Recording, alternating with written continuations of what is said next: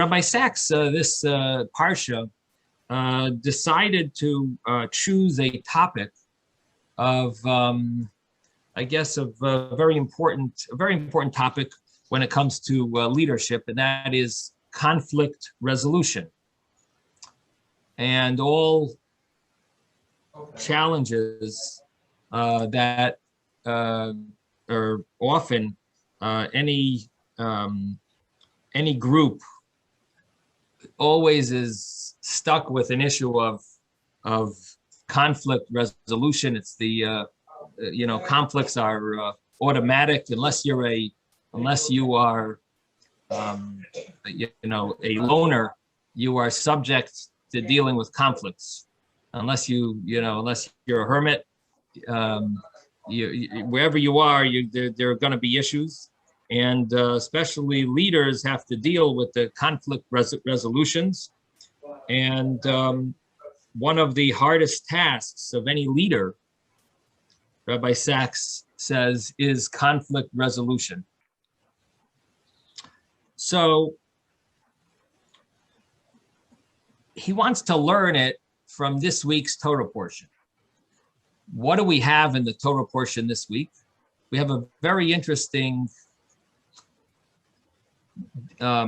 request, because initially the Jewish people did not want to go to the land of Israel, and they ended up being stuck for 40 years in the desert. Now, we've gone through all those 40 years. We've suffered to a certain extent. We wanted to go to Israel, and ultimately the Jewish people were not given that. We got our punishment, that we were stuck in the desert for 40 years, and now we're about to enter, and all of a sudden we have another request, another claim that we don't want to go to Israel. And so the earlier claim was an issue that cost us 40 years in the desert. Now, I don't want to say it was years of suffering, because we did have a very spiritual, enjoyable life with manna, with special food from heaven, with the clouds of glory, with Moses teaching us Torah. So I can't say it was years of suffering, although the Torah does say, Vayancha vayarivecha.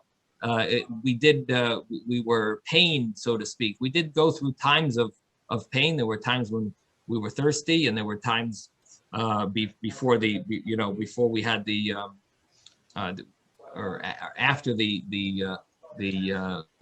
before the rock and after the rock, before the well and after the well ended. The manna caused us to be hungry because we were never really satisfied physically. Maybe we were spiritually satisfied, or however you want to translate. Vayancha, he caused us pain. Vayarivecha, he hungered us. But ultimately, the idea is that it was a punishment. We were not able to go to Israel. So that is, in a certain sense, definitely pained. We were pained that we didn't go to Israel. And now, all of a sudden, we have a new group coming and claiming we don't want to go to Israel. We want to stay here in the land that we've just conquered. So there were lands that they had just conquered. The Jewish people had conquered certain lands from the two superpowers that were there, Sichon and Og, two superpowers. They conquered these lands, and the Jewish people, among them, there was two tribes, tribe of Reuven and the tribe of Gad, that they wanted to stay where they are now and not even cross the Jordan. They don't want to cross the Jordan. They want to stay where they are. And one of their claims is, well, we have a lot of cattle. We have a lot of cattle. This is perfect land for us. So one of the explanations that I saw, why did they have a lot of cattle? Because they made sure to enjoy the manna as much as they could. They did not supplement with the cattle. Everyone else, others were eating cattle. The tribe of Reuven and Gad, they tried to concentrate and enjoy the manna. and therefore they had a lot of cattle, and they wanted to have this land. They felt it was very good. Now, this is a very fragile situation because we've gotten into trouble so many times with Hashem in the desert. And here came the next challenge, which who knows if, what's going to happen now. It's a very delicate situation. And the way Rabbi Sachs wants to present it is Moshe followed a certain method of dealing with conflicts. And he said, this is a message, I guess, for all times. And he says that it's something that there is a book that he quotes that seems like it follows the same idea that, and I don't know if they acknowledge that they get it from the Torah, but Rabbi Sachs sees it being hand in hand with how Moshe dealt with this situation. So again, we're dealing with a very fragile situation because of the chances of things just falling apart, as they did 40 years earlier, and as the numerous times we got into trouble. And here Moshe is going to be able to resolve this conflict in a beautiful way, not like what happened with Korach. Korach's issues, Korach's conflict didn't end up so beautiful. It created, there was numerous issues that, the whole, he swallowed up. It was the fire from Hashem and the plague. And so the conflicts of before were not resolved so nicely, but this was a conflict that was resolved, and it worked out very nicely. So this is Rabbi Sachs's topic that he's dealing with. So he says one of the main things is that when there's leadership,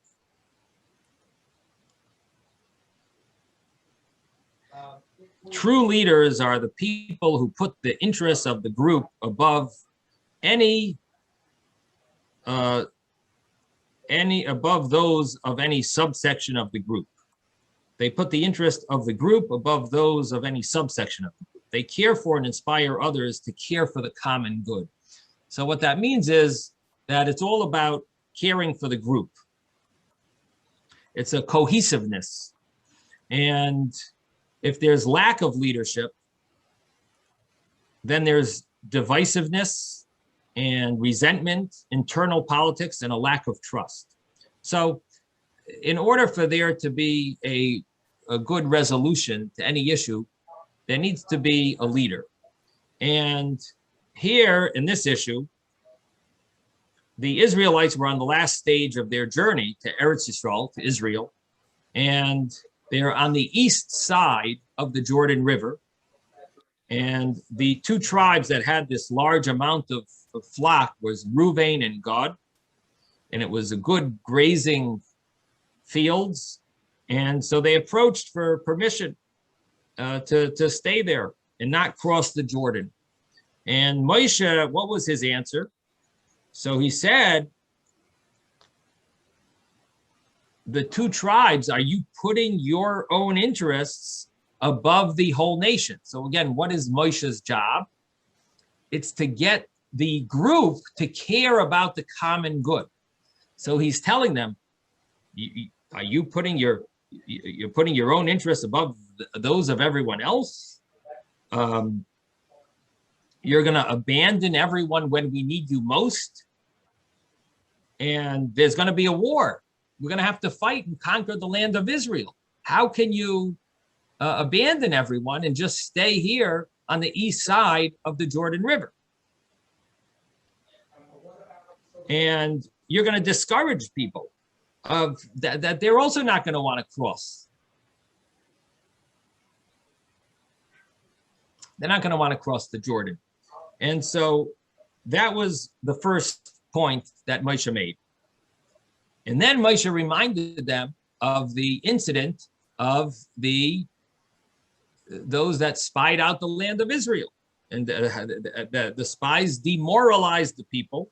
And then the people said, they claimed that the people were too strong and the cities they had big walls and the people there were huge, and we're like grasshoppers, and we're, and everyone in they got the whole community, the group of the Jewish people, to say, we don't want to go. And ultimately, God punished them that they would be stuck in the desert for 40 years until they die out and the next generation would come. So are you going to do the same thing that your parents did in the last generation? Are you're going to follow in the same footsteps, and Hashem is going to lead you in the desert again, and maybe even cause destruction and total destruction? So that's Moshe's claim. So I think his first point is a very powerful point, that it's not just what you do that you're a good leader, but you've got to encourage others. You've got to make sure the group realizes their responsibility as a group to care about the interest of the group and not just yourselves. That's the number one lesson about that a leader has to make sure that the group is also going to be sincere and caring for the group. Yes, Ben. You're muted. You are muted. If Gad and Reuven didn't want to eat meat, and the other people were eating meat, who was complaining about there's no meat?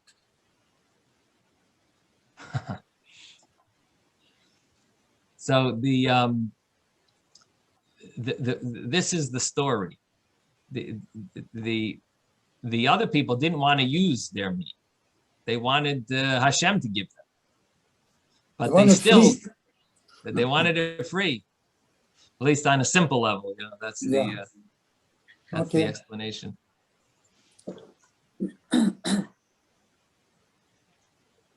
This is where did I saw it over here? It's very interesting. But I thought the animals they were using mostly at that time was sheep, not cattle, wasn't it? Okay. I don't know. Mikne Rav. How do you Mikne Rav? Okay. What is Mikne? I guess Cattle. It's a mix. A mix. Okay.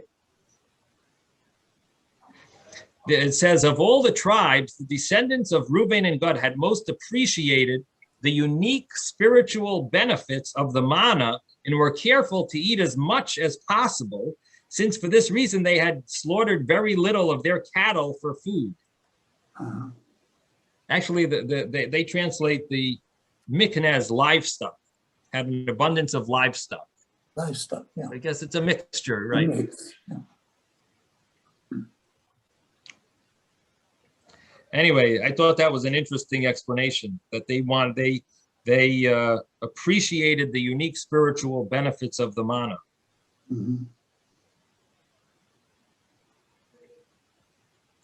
They were not particular. So, it's like you have people that are into health food, and then you have some people who will eat as much nash as they can find. And so you had the Reuven and Gad people. They were like the those on health food diets. And what about Hef-Menashe? What is that? What about Hef-Menashe? Hef-Menashe is a story in its own right. How did half of Menashe get involved? Because if you look in the Parsha, it doesn't mention anything about the half of Menashe until later. Until Moses mentions it, yeah.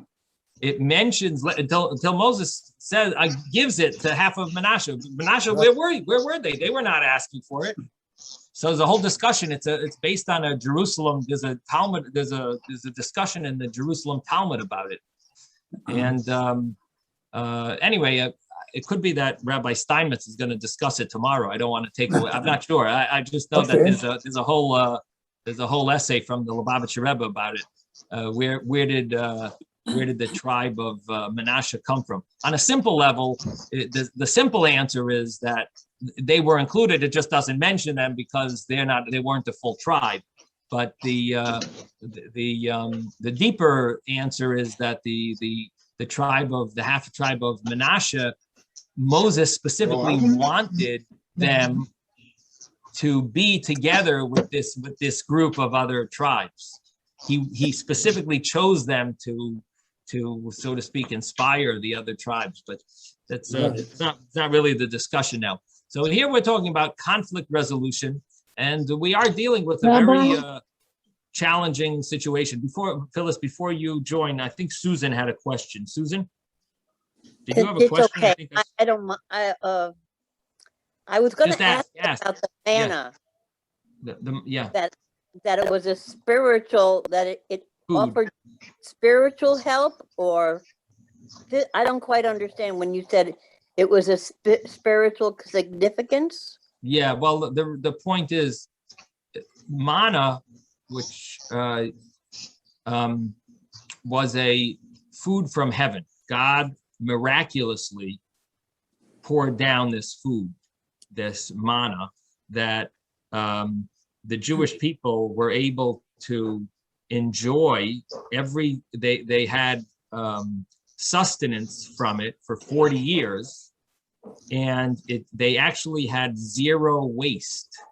It was a very powerful food that not only gave them physical nourishment, but it gave them spiritual nourishment.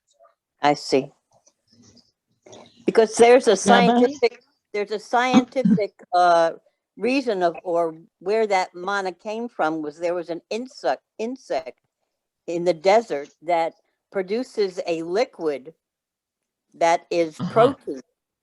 That's very interesting that you say that, but the thing is, anything that comes from a insect would be prohibited for us to eat, because I'm going to look up the information for sure. Maybe it was from a flower. I'm not exactly positive, but I know it was proven that it's the manna it's true that there was food from heaven. Okay, well, it's very nice if science comes up with something. It doesn't. It's a the scientists are always looking for some natural way how that there's never a miracle. Everything is just natural. That's the goal, and that's the job of science. Science. That's what they're supposed to do. But the thing is, we know that miracles happen. Oh, sure. It looks like we got a whole circus going on here. That's very true. Miracles do happen. I wouldn't even be here if there wasn't a miracle. Right. Let me just quiet everyone down. What's going on here? There's so much noise. Oh boy. Okay. So I think it's quiet now. So the story, with science will figure, but you have to understand that there's going to be numerous issues with honey is permissible to eat, for example, because honey is not from a bee. It's a bee. It's able to bring the pollen from the fruit, from the flowers, and it brings it and it makes it into. But it doesn't. Not directly animal. No, of course not. But anyway, like milk from a non-kosher animal would be 100% non-kosher. So if there was if an animal produced some type of a food that wouldn't be kosher. Now, in addition besides that, we know that the manna was from Hashem. It was lechem min hashamayim. It was the heavenly food. This is not some type of thing that honey, from a bee. This is something from heaven. In fact, the blessing that they recited over the manna is hamoitzi lechem min hashamayim, who brings bread from heaven. That was the blessing. We say hamotzi lechem min haaretz. They said hamotzi lechem min hashamayim, because the bread came from heaven. So they're a little different than our blessing on bread. So therefore, we're not going to go with the science opinion now. We're going to leave that for the scientists. No, but I didn't know about the blessing. Yeah. So they had a different. So it was straight from God. It was definitely miraculous, and it had spiritual powers to it. And no food from some insect is going to give you that spiritual. It says the Torah was not given to anyone but those that ate from the manna. That means the manna gave them. The Torah was given to that people. The people who ate the manna, they were the ones who really were able to grasp, to receive the Torah. So it had great spiritual powers to it. Okay, Phyllis, you had a question. Rabbi, I have several questions. Patiently waiting. Yes. Number one, I just want to say that very often, from what I understand, miracles occur with the natural means that Hashem HaKadosh Baruch Hu creates the conditions whereby apparently natural means facilitate Hashem miraculous effort. There's miracles that are. Yeah, well, let me just mention something on that. There are miracles that are enclosed in nature. They're hidden a little. And then there are miracles that are clearly miracles, and they're not hidden in nature. So there are both. And the manna was clearly a great miracle that was not hidden in nature. The other thing I wanted to ask about, and I'm glad that was clarified, thank you for doing so, is that I would think that if God and Reuben really appreciated this spiritual input from this manna, they would understand that they have to have a little Mesiras Nefesh for the klal. They should have, I would have thought that they would have imbibed that.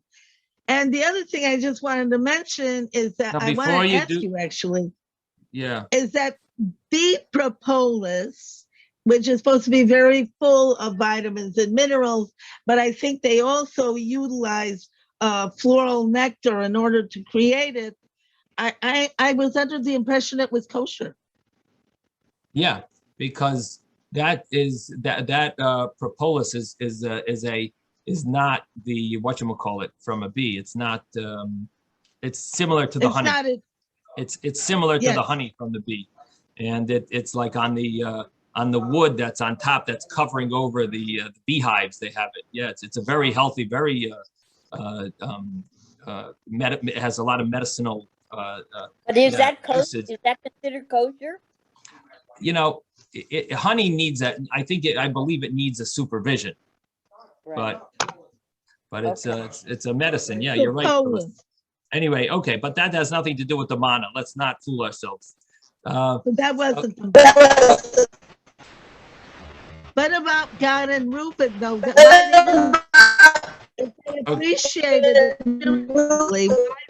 Okay, yeah. So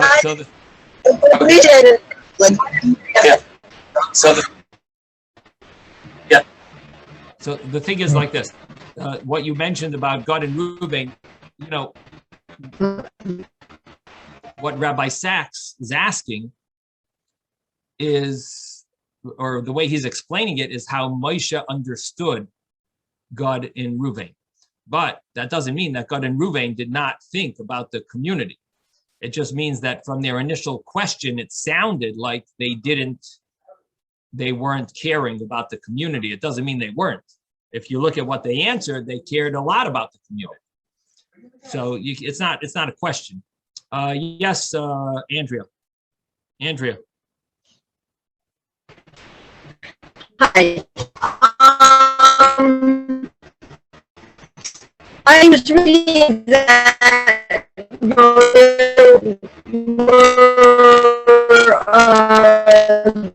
Andrea, your manna and Andrea, you have to put it on the chat.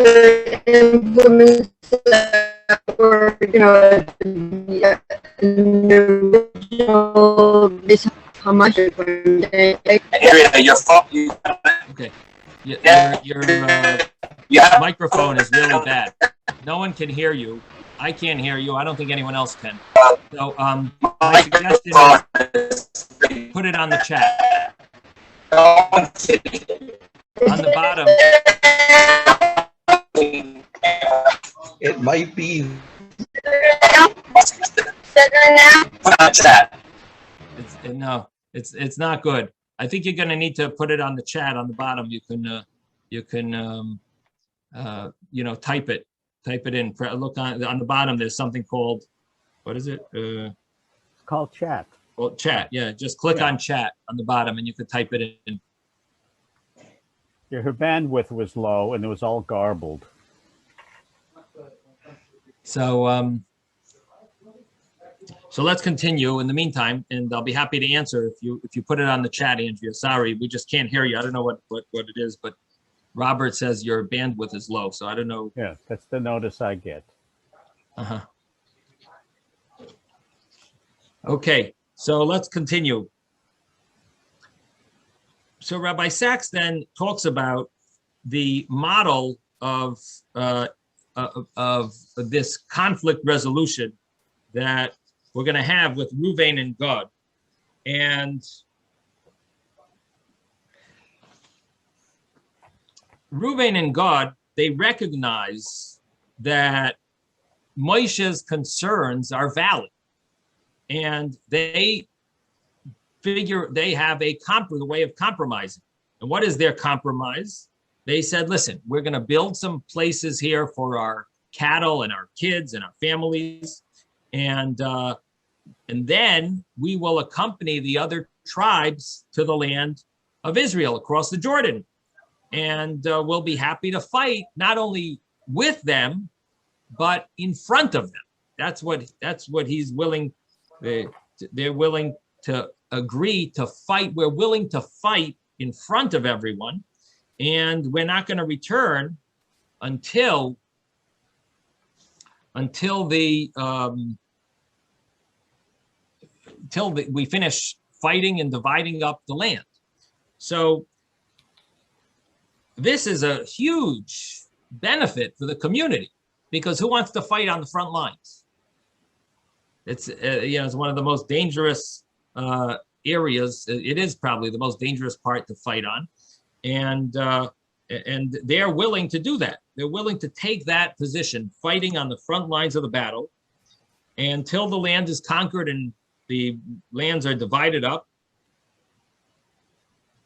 And so what they're offering is what Rabbi Sachs calls Zed Nana V'Zelei Chassid. We gain and you don't lose. I think it's even more than that. We gain and you gain, because if the two tribes take the land outside of Israel, everyone else gets more land. Right? There's more land in Israel. So it's like a win-win. We're going to get the land here. You get extra land in Israel.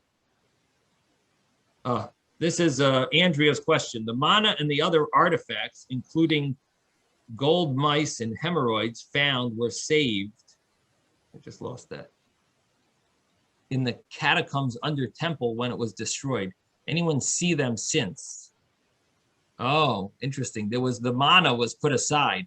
Now, the gold mice and the hemorrhoids, I'm not sure about exactly that. Does it say that clearly in the Medrash? Is that what it says? That those things, because we know there was manna set aside. It was a portion of manna, and Jeremiah, I believe, used it to show the people, that we have to put our full trust in Hashem. This is what this manna is what we lived on for 40 years. So there is a story about the manna being shown by Jeremiah, if I'm not mistaken. Anyone familiar with that? But the other items, right? There were things that were hidden under the temple, like the ark, the ark with the tablets. I don't think anyone's found them since. Maybe, you know, obviously when Mashiach comes, we'll have we'll get all the info. But then there were a lot of items that were stolen that are in the Vatican. But generally, the stuff was hidden on. What? What did you say? That the Vatican, when they destroyed our temple in the year 70, they obviously stole they took many of our items. They destroyed our temple, going back 1950 years ago. They took a lot of items from the temple. The menorah was one. Right, they say the menorah is there, and okay, so Rabbi, they're going to find 2 arks. Noah's Ark will appear too. What is that? Oh, Noah's Ark. Right. Okay, so getting back to what we were talking about, that this was a win-win. And they said that we will benefit and we will also help you with the front lines of war, and we'll stay there. So Moshe realizes that all the objections that he raised have been resolved. So what does he do? He restates their position to make sure that he and they understand the proposal and that they're ready to stand by it. So he extracts from them this agreement, and it's called a double condition, the positive and the negative. If you do this, then that. If you don't do it, then this. He goes back and forth. If we do this, these will be the consequences. If we fail, those will be. In other words, if you fight in front of everyone, then you will be able to have this land. If you don't fight in front of everyone, then you won't. You won't be able to. You will end up having the land with the rest of the Jewish people. So he asks for their commitment, and they agree. And the Reuven nation and the Gad nation, they achieve what they want. But at the same time, the interests of the other tribes as a whole have been secured. It is a masterclass in negotiation. And we do find years later that Moshe's concerns were justified. What happened years later? So this is something that we learned about in the book of Joshua. The Reubenites and Gadites did indeed fulfill their promise in the days of Joshua. And the rest of the tribes, they conquered the land in Israel and settled there. And despite this, there was a time when there was almost a civil war. And it's in the book of Joshua in chapter 22. So it says over there, after returning, when they came back finally to their land, so they returned to their families, settling, and they returned to their families, and they built an altar to Hashem on the east side of the Jordan.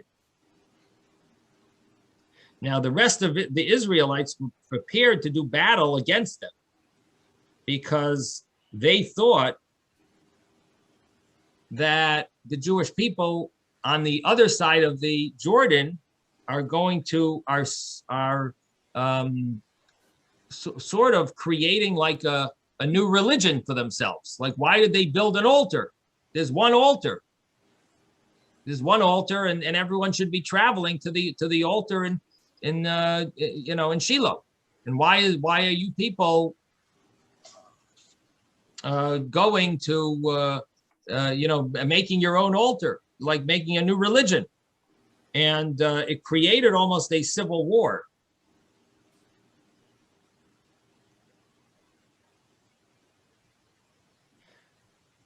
So Joshua sent Pinchas, the former zealot, who was now going to be the man of peace, to negotiate.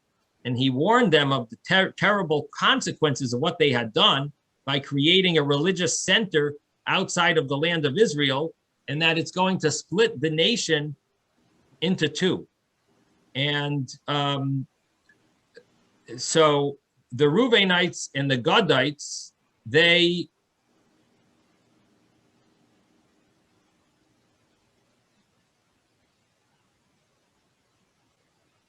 explained what their interest was, and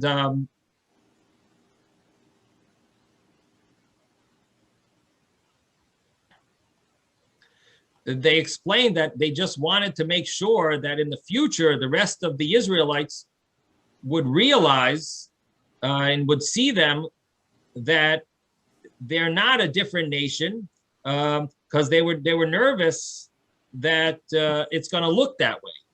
In other words, they had in mind the exact opposite. We thought that they're sort of like leaving and withdrawing from this group. And what they had in mind was they themselves, they were worried that in the future, the rest of the Israelites would see them living across the Jordan and conclude that they were not part of them. So therefore, they built an altar not to offer sacrifices, but as a symbol to future generations that they too were Israelites. And Pinchas and the rest of the delegation were satisfied with this answer, and once again, a civil war was averted. So I'm not exactly sure what Rabbi Sachs is bringing from this story. One thing that it seems like he's bringing is that there seemed to be a peaceful negotiation. There was an issue. People understood each other wrong, and ultimately it ended in peace. There was no war. Nothing happened. It was close, but it ended properly. Yes, Robert. No, I see what he did was he took it was not a personal issue any longer. So they were shalom mabayit, okay? So what the first one, separate the people from the problem. So nobody is accused of undermining the benefit of the whole. And then interest and not positions, that we get into positions and we dig our heels in. And so let's separate what your position is versus of what the interests are for all of us. It was a matter of community. And so again, invent options for mutual gain, even though two of the families were on the other side of the Jordan, they're on the other. Where's the commonality of who we are as a people? And then the objective criteria as to, with all of the previous being added up, what is the final resolution? And the resolution was there was no civil war within the people. Right. What you're doing is taking what Rabbi Sachs concludes with, right, and putting it here. I'm trying to, before you get to that, I was trying to see how he's like comparing the two stories. See, it seems like he's trying to compare the two stories without knowing all of that. In other words, there's some similarity here where he says this is that Moshe's concerns were justified, and they became apparent many years later. So something to do with his concerns. What were his concerns? Was his concern that they would leave the Jewish people or they wouldn't be looked at? What is he referring to when he says that Moses's concerns were justified? That's what I was wondering. Well, I interpreted that there wouldn't be a schism within the Jewish people, and in the long run, it worked itself out. You don't know. You hope for the future, but at least there was no surface schism, no resentment, and no anger, and no finger pointing. Right. Okay. No, you're 100% right. I just don't interpret it the way you do. But okay. Right. He was afraid that they will take away from the power of the nation. That the people will miss their power. You be divided, you're conquered. That's what he was worried about. Okay. Sounds good. Okay. Thank you both. Thank you both. So in any event, the negotiations between Moshe and these two tribes, Rabbi Sachs sees a similarity between that and the principles of the Harvard negotiation project, which was written in a book, Getting to Yes, which has to do with conflict resolution. Right. And they came to the conclusion that a successful negotiation needs 4 processes. And that's what we were hearing from Robert. Are you familiar with that book, Robert? Well, I'm familiar with the process. I mean, it becomes a classic way to negotiate. So people are able to feel good about their position, not be resentful for other people, and find a commonality of both people getting to yes. To, right. If not win, it's yes and it's acceptance. So I have a question, Rabbi. Okay, sure. In 1 second. Was that something that you worked in that field of Yeah, I did. As a matter of fact, I took some courses in conflict resolution some years ago, and I studied all of this when I was in graduate school. Again, a few years ago. But it's always been part of my fabric, my fiber, and understanding. Try to disengage from conflict, so there will be some kind of resolution that people give a little, take a little, but they're able to at least feel good about each other and, of course, themselves. And hope for the best. You always hope for the best. Right. Wow. Very interesting. Yes, Susan, you had a question. I have a question. So why are we still fighting in Israel? Why can't the Palestinians, why are we still having issues? Why do the people of Israel still fear ever going to work every day? Why? Right. Well, part of it is that some people have different realities, right? You have to buy into a basic understanding of values and a reality. That's not common in the Middle East. Excuse me, Immanuel Kant indicates that when you have a conflict, you have to have a mutual value system in common, so that even when there's a war, it can be resolved if they both have the same value system and consider the same things with the same degree of importance. Right, I agree. Okay. Susan, you're asking too hard of a question. I'm not going to be able to answer it. I have family in I'm going to go Israel. forward. I know how they live every day. And it's very All I could say is some people want to fight. Right. And I think that might be an important thing to keep in mind. You cannot have a conflict resolution with someone who only cares about fighting. Right. And they live by a different set of ground rules. Right. Right. So that's an important thing to keep in mind. But now we're going to talk about this conflict resolution, that it's divided into these four processes. The first one is you got to separate the people from the problem, and which is I guess some of these they're pretty obvious, that it's if you put yourself, you have to take away your personal involvement, because otherwise you'll never be able to move forward. Yeah, you'll always own it. You'll never separate from it. Right. And then it comes the issue of who's the winner and who's the loser. If that's what it all boils down to, then you'll never be able to move forward either.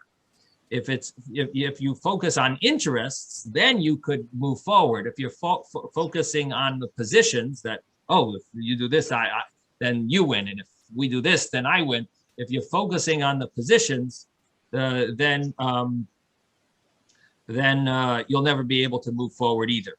It's all about interests. You got to focus on the interests. What is the interest? What do we want? What is the interest of can we find a solution? Can we reach what we want? Can we reach some way to get what we want? That's what it's all about, not about who wins and who loses. And then you invent options for mutual gain. And what that means is, and this is the term that I used earlier, zenena v'zenena, that this one benefits and that, win-win. In English, it's the win-win. Win-win. You have to make sure both sides are going to benefit. There's a benefit, mutual benefit. And then insist on objective criteria. And this, maybe Robert, maybe you want to explain this. Insist on objective criteria. Well, and essentially, to me, what that means are that you have certain values or goalposts that you want to accomplish in the course of the relationship. So you don't feel like you're losing and the other person's gaining versus the other person feeling like they're losing and you're gaining. So it's a matter of, it's really compromise. And to understand that you got the best deal that you could negotiate and save face and yet coexist together. I mean, that's part of the issue in the Middle East. It's coexisting when you got a gazillion Arabs and 6 million Jews there. And so it's not a balanced field. It's not an even field. And there's a different, again, consciousness of reality and tolerating Jew in the Middle East are not. Okay. Right. So right. I don't mean to personalize it. The thing they don't want to tolerate the Jew.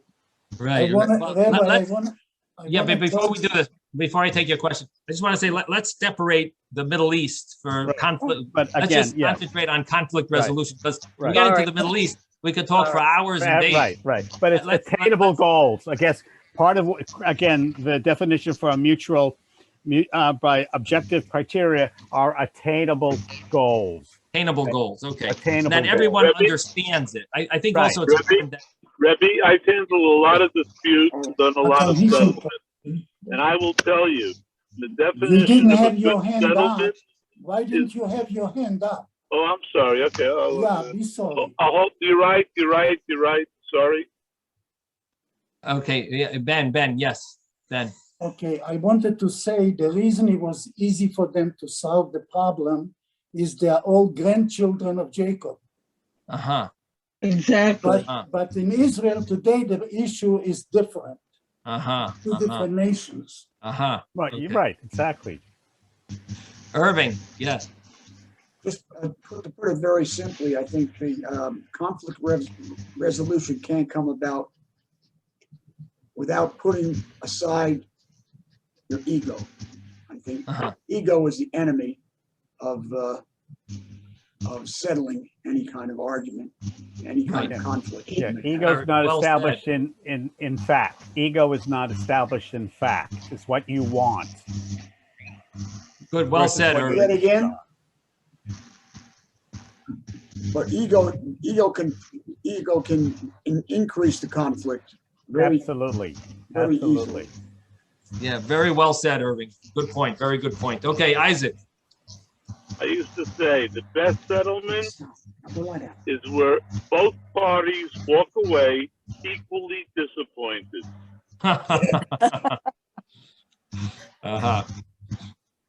Happy. Very deep. Very equally disappointed but accept the negotiated settlement. Each one has to walk away like he gave up something. If one side walks away feeling they got it, it was not a fair settlement. Right. Okay. David, I think you had a question. No, you didn't have a question? Okay. Anyone else? Did I miss anyone? Everyone's okay. I was just going to say that I once took a class in conflict resolution. I couldn't get along with anybody. It's just a joke. Yeah, right. Ever since, right? Right. So here, Rabbi Sachs then continues and he says, Moshe does all four of these things. Let me just mute everyone. I hear some background noise here. So Moshe does all four. He separates the people from the problem by making it clear that the issue has nothing to do with Ruvain and Gad personally. Right. And it's all about the Israelites' experience in the past, the episode with the spies. And regardless of who the 10 negative spies were, it's not mixing that into it, which tribe they came from. Everyone suffered, no one gained. So it's not about this tribe or that, but it's about the nation as a whole. So that's the first thing, separating the people from the problem. And then he focused on interest, not on positions. The two tribes have an interest in the fate of the nation as a whole. And if they put their personal interest first, God will become angry. Everyone will be punished. but it is striking how this negotiation contrasts so strongly with the dispute of Korach, because there it was all about positions, not interests. So that's how this this second point is comparing it really to Korach, and over there it was all about their positions and about who was entitled to be the leader, and the result was collective tragedy. And then the third is the Reubenites and the Gadites invent an option for mutual gain, and this is the win-win point, where everyone is winning. They're going to fight on the front lines. They're going to get cattle provisions for their they'll be able to build temporary provisions for the cattle and children, and then ultimately they'll have a very nice sized land, and we will benefit knowing our request has been granted, and the nation will benefit knowing that their military challenges are covered. And so that is the third point. And then comes the fourth point, and that there was an agreement on objective criteria.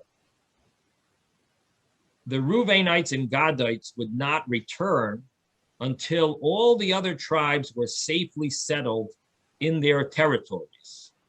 And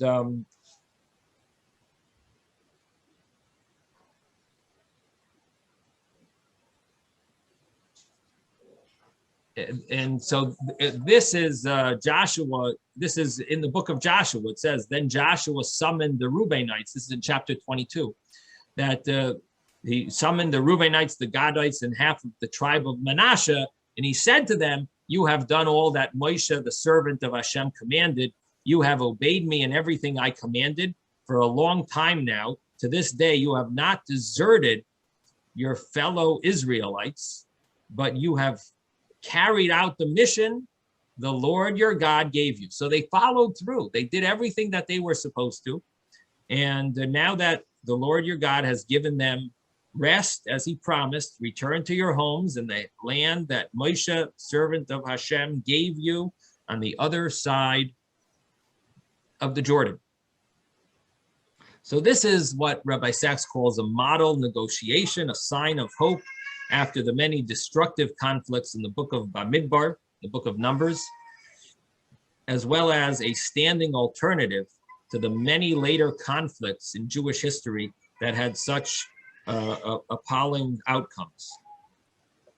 So note that Moshe succeeds not because he's weak and not because he's willing to compromise on the integrity of the nation as a whole, not because he uses honeyed words and diplomatic evasions, but because he is honest, principled, and focused on the common good.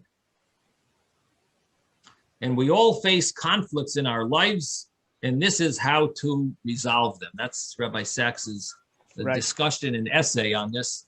Very interesting discussion, I think, about how he divides it into four main points. And I guess we could all learn from some of these ideas, definitely worthwhile. As we know, we're now in the 3 weeks. This is a time when we really should concentrate more on our on resolving conflicts, because we know the Beis Hamikdash was destroyed because we had baseless hatred, that we weren't able to resolve issues. And so we started hating people, even for small things, maybe even something that you would call baseless. There's no reason, but one thing led to another. We never resolved this small thing, and ultimately the anger just expands. You know, there's something brought in Hasidic teachings, very interesting concept. It says that the intellect, it awakens one's emotions. So by using your intellect, it causes you to have feelings of either love or anger or fear, because you realize someone did something or someone was so caring. So then you start feeling a feeling of love. The intellect awakens it, it brings out, it arouses the emotion. And then if you think someone did something wrong to you, it awakens your anger to them. And so the intellect arouses the emotion of anger and fear and so on.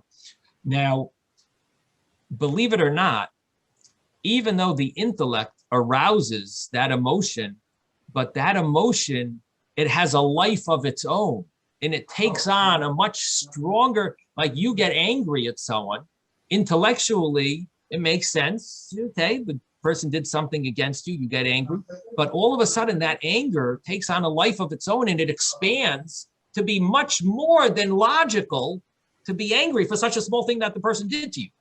But the anger, it just grows. And Hasidic teaching says because the emotions are connected to a higher source than intellect.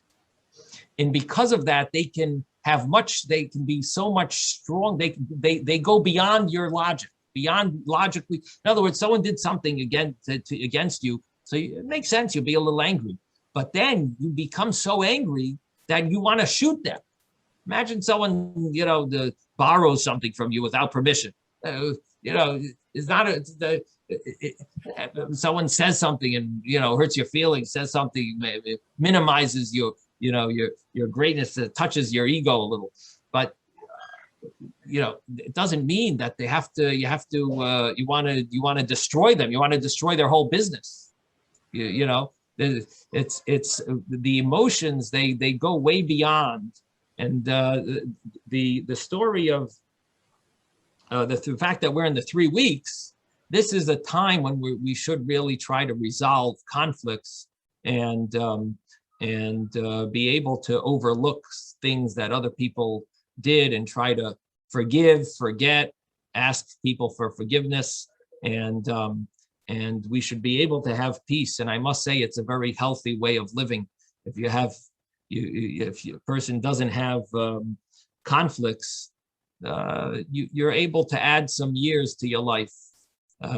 Conflicts could ruin that. Conflict could take years away from your life. Right, and you can sleep better at night also. Right. Yes, David.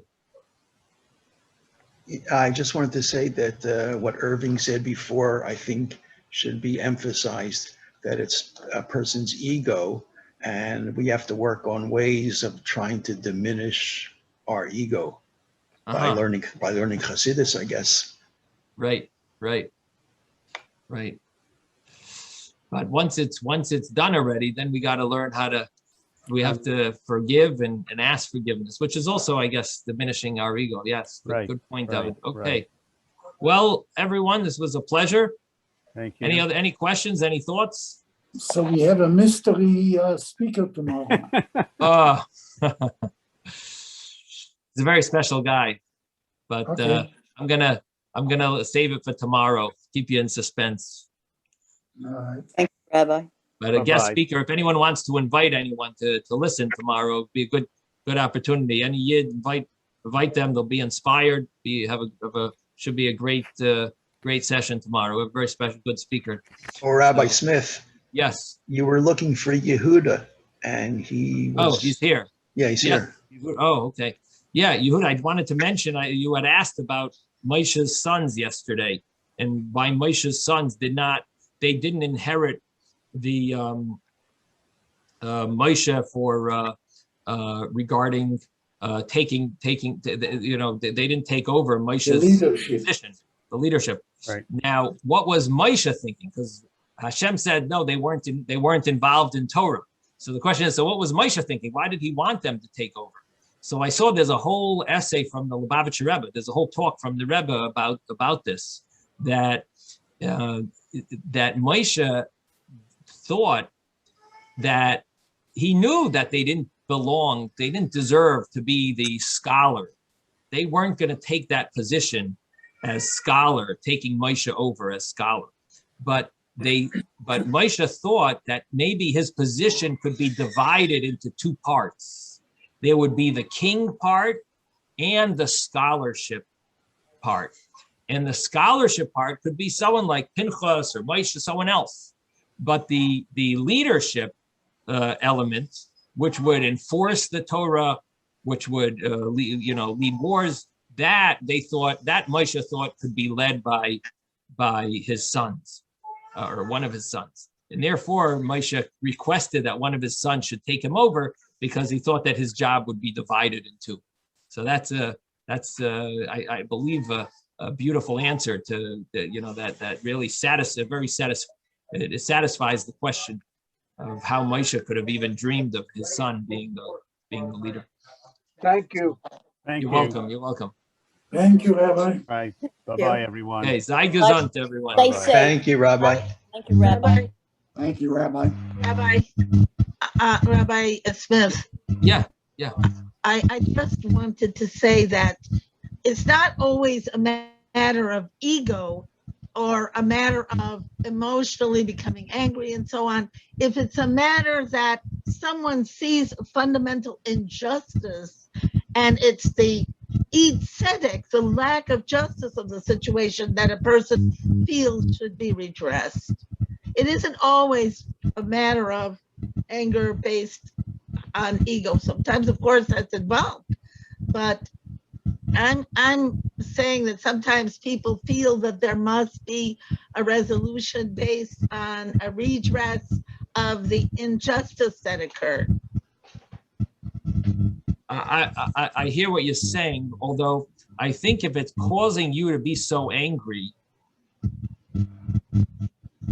it would seem that there might be something personal there. There might be some ego issue. If you're just fighting for something, because it's right, that's one thing. But if it's affecting you, that you feel like you're losing, then it might be that there might be some element of ego there. So yeah, I guess there could be a type of fight if you're fighting for justice, then but I don't know if it should cause an anger. It would be maybe a bitter feeling. I think the anger might be more connected to ego, and so on. But it deserves thought. Thank you, Phyllis, for bringing that up. Okay, sei gesund, everyone. Take care. See you tomorrow. Thank you, Rabbi.